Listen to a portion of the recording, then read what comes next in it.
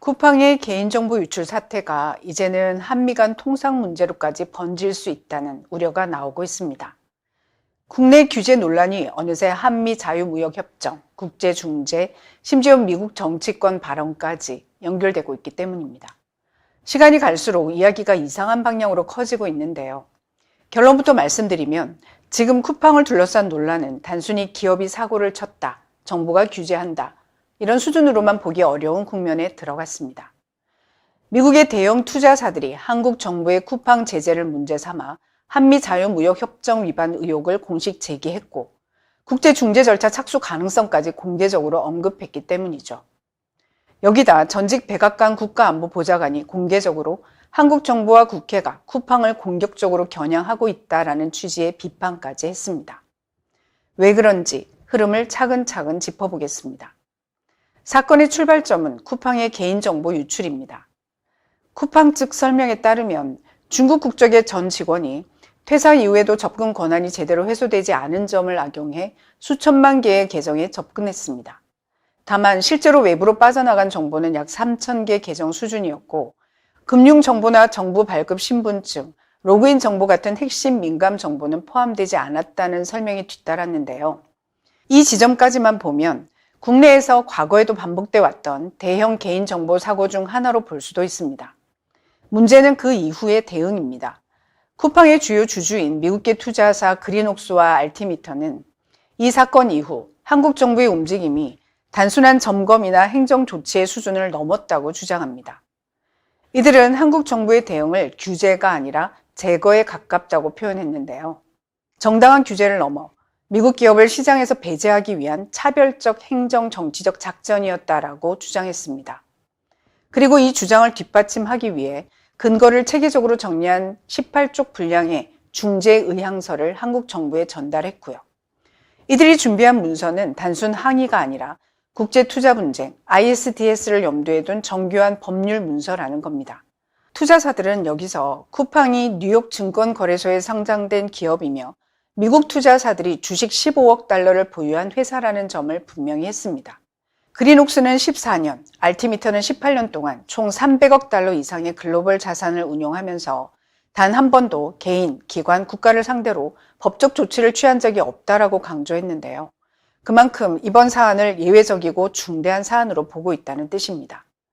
이들은 한국 정부의 조치가 한미 자유무역협정이 보장하는 투자자 보호 원칙을 위반했을 가능성이 있다고 공식적으로 문제를 제기했어요. 이 문서의 핵심은 지금 이 상황이 멈추지 않으면 국제중재로 갈 수밖에 없다는 메시지입니다. 투자사들은 차별성, 의도성, 비례성 상실 같은 국제투자 분쟁의 핵심 쟁점을 중심으로 한국 정부의 조치들을 하나하나 정리했습니다. 특히 강조된 개념이 간접 수용입니다. 정부가 법적으로 기업을 강제 수용했다고 선언하지 않더라도 규제와 행정 압박을 통해 기업의 사업과 자산 가치를 사실상 무력화시키면 국제 분쟁에서는 결과적으로 강제 수용과 유사한 효과를 만들어냈다고 판단될 수 있다는 논리입니다. 투자사들은 이런 판단이 나올 수 있는 근거를 이미 충분히 확보하고 있다는 점을 시사했는데요. 이 의향서는 대통령과 법무부 국제법무 담당 부서 앞으로 전달됐고요. 이들이 요구한 내용은 단순합니다. 쿠팡에 대한 전 방위적 압박을 즉각 중단하고 정상적인 사업 활동이 가능하도록 회복시키며 장기간 이어진 차별적 조치를 종료하라는 겁니다. 이 요구가 받아들여지지 않으면 수십억 달러 규모의 손해배상을 청구하는 중재 절차에 착수할 수밖에 없다고 밝혔습니다. 투자사들이 이렇게까지 강하게 나오는 이유가 뭘까 궁금하실 것 같은데요. 투자사 입장에선 쿠팡을 문제기업으로 보지 않기 때문입니다. 이들은 쿠팡을 미국의 성공적인 투자 사례이자 한국 소비자와 노동자에게 실질적인 가치를 제공한 기업으로 규정합니다. 자체 물류망과 자동화 시스템, 새벽 배송을 통해 유통구조의 효율을 끌어올렸고 그 과정에서 수십억 달러 규모의 인프라 투자와 대규모 고용이 이루어졌다는 점을 강조합니다. 이런 시각에서 보면 한국 정부의 대응은 공익적 규제를 넘어 특정 기업을 표적으로 삼은 과도한 개입으로 해석될 수 있다는 게 투자사들의 주장입니다. 투자사들은 특히 정부 대응의 범위와 강도를 문제 삼습니다.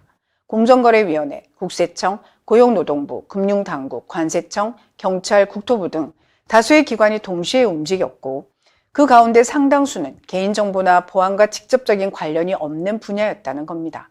구체적인 숫자도 제시했는데요. 국세청은 150명 규모의 태스크포스, 경찰은 86명 전담 수사팀, 전국 387개 물류시설에 대한 동시 점검 요청 등도 언급됐죠. 이런 대응을 근거로 투자사들은 이를 정부 차원의 총공세라고 표현했습니다. 심지어 이는 베네수엘라나 러시아 같은 전체주의 적대국에서나 예상할 수 있는 행위라고 했고, 민주주의 국가이자 경제 선진국, 미국의 핵심 동맹국인 대한민국에서 이런 일이 일어날 거라는 상상조차 못했다라고 강조했습니다. 그러면서 다른 기업 사례와 비교했는데요. 투자사들은 SK텔레콤, 카카오페이 등 대규모 개인정보 유출 사례에서도 범정부 차원의 동시조사나 기업 운영을 마비시킬 수준의 압수, 점검은 없었다고 지적합니다. 또 알리익스프레스, 테무 같은 중국계 전자상거래 기업도 개인정보 보안 논란이 있었지만 쿠팡과 같은 조사 강도나 정치적 압박을 받지는 않았다고 주장했고요. 이러한 대비를 통해 이건 개인정보 보호라는 공익 목적에서 출발한 일관된 규제가 아니라 특정 기업을 표적으로 삼아 차별적으로 집행되는 것 아니냐는 겁니다. 여기서 중요한 포인트가 하나 더 있습니다. 투자사들은 단순히 행정 조치만 문제 삼은 게 아니라 정치권 발언을 증거로 수집했습니다. 특히 여당 고위 인사들이 공개석상에서 언급한 수천만 명 피해, 쿠팡 몰락의 시작, 퇴출, 강력한 경제 제재 같은 발언들이 날짜와 맥락과 함께 증언으로 포함됐습니다. 기업과 국가 간 국제 투자 분쟁에서는 이런 고위 정치인의 발언이 매우 중요한 쟁점이 될 수 있는데요. 이후 이어진 행정사법 조치가 독립적 판단이 아니라 정치적 의도에 따른 것이라는 인과관계를 입증하는 자료로 사용될 수 있기 때문입니다. 실제로 과거 국제중재 사례에서도 정부 고위 인사의 발언이 결정적인 증거로 채택된 경우가 적지 않았습니다. 우선 캐나다 금광업체 크리스탈렉스와 베네수엘라 정부 간 사건입니다. 세계은행 산하 국제투자분쟁해결센터 ICSID 중재판정부가 2016년에 크리스탈렉스 손을 들어주며 베네수엘라 정부에 12억 달러 배상 판정을 내렸다는 내용입니다. 그 과정에서 외국 기업이 전략 자산을 통제하게 할 수 없다, 광산은 국민의 자산 같은 베네수엘라 고위 정치인들의 발언이 쟁점이 됐고, 허가 심사에서 정치적 동기가 배후 요인으로 작용했다는 증거로 채택됐습니다. 두 번째는 러시아의 오일 회사 유코스 사건입니다. 헤이그 소재 상설중재재판소가 러시아 고위 정치인 발언과 검찰, 국세청, 사법당국을 동시에 동원한 제재를 악의적 의도 판단의 결정적 증거로 받아들여 2014년 러시아에 패소 판결을 내렸습니다. 이런 맥락에서 보면 투자사들이 한국 정부에 보내는 메시지는 단순히 쿠팡을 봐달라는 요청이 아닙니다. 한국이 여전히 규칙 기반의 투자 환경을 유지하는 동맹국인가, 아니면 정치적 판단에 따라 외국 기업을 표적으로 삼을 수 있는 국가로 변하고 있는가라는 질문에 가깝습니다. 여기다 미국 정치권의 반응도 더해집니다. 전직 백악관 국가안보보좌관 로버트 오브라이언은 공개적으로 한국의 쿠팡 규제 움직임을 비판하며 이것이 미국 기술 기업을 겨냥한 조치로 인식될 수 있다고 경고했습니다. 그는 무역과 기술, 공급망까지 국가안보로 보는 시각을 유지해온 인물로 중국에 대해서도 강경한 입장을 보여왔습니다. 이런 배경 때문에 그의 발언은 쿠팡 사안을 단순한 기업 규제 문제가 아니라 미중 경쟁 구도 속에서 바라보고 있다는 신호로 해석됩니다. 오브라이언은 작년 12월 23일 소셜미디어 X에서 쿠팡 사태와 관련해 도널드 트럼프 대통령이 한국과의 무역관계에서 균형을 회복하기 위해 상당한 노력을 기울여 왔는데 한국이 미국 기술 기업을 겨냥함으로써 그런 노력을 훼손한다면 유감스럽다라는 글을 올렸습니다. 한국 국회의 움직임이 향후 미국 기업 전반을 향한 차별적 규제의 신호로 받아들여질 수 있다고 지적했고요.